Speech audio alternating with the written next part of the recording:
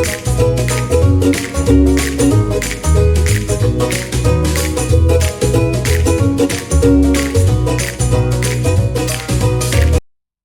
everyone, Catch the VA here and Teacher Kathy.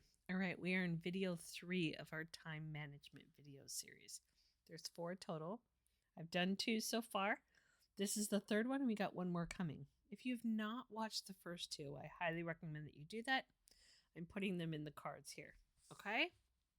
All right, let's jump into it. Oh, before I do though, don't forget to click on that like and the subscribe and the bell because it really does help out my channel. Okay, so the third point that I want to make in this video series is we talked about time management. We've talked about staying on task.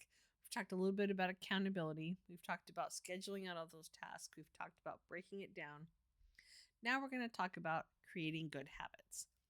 So the saying is it always takes 2 to 3 weeks to establish a new habit, okay? So part of creating good habits is giving yourself that time to make those habits a habit. It doesn't happen overnight. It's not instantaneous, and we have to practice patience, and consistency is the key to making those things a habit. So we're going to break it down into the simplest of things.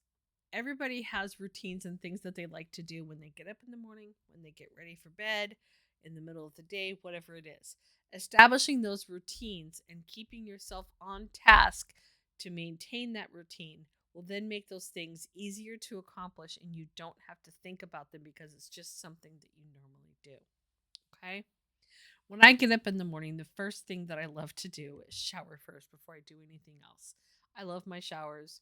It helps me clean me up, helps get me ready for the day, and helps me feel like I'm ready to attack whatever I have in front of me for that day. And then the normal thing, get dressed, eat my breakfast, take my vitamins, feed my animals. Those are all the things that I like to do even before I start looking at my computer to work. I will look at my phone in the morning. I usually just give it a brief scan, but unless it's like extremely pressing and important that I answer it right now, I will not tackle it until I've turned on my computer after I've done that morning routine. Getting in the habit of doing all of those things did not happen overnight, and it takes time. Like, especially when you're taking things like supplements and vitamins, you have to give yourself a couple of weeks of doing that every day. So that way it becomes part of your routine. Okay? Same thing with getting ready for bed. It can even be said about from working from home.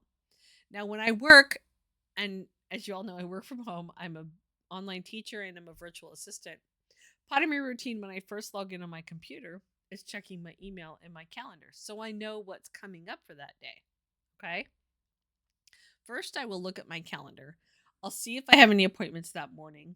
All my classes are in the afternoon, and I look kind of ahead at what I have to accomplish that day. Then I will go and check my email. I will make sure there's no pressing emails that I have to answer instantly. And then I will start at the top of my email for that day, and I will delete the ones that are spam. I will answer the ones that need to be answered, and I'll do it in the order that they came in until it's all cleared.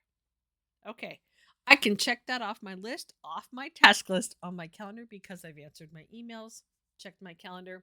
Now I start working through my task list in my calendar and what I have to do to get my day going and accomplish it.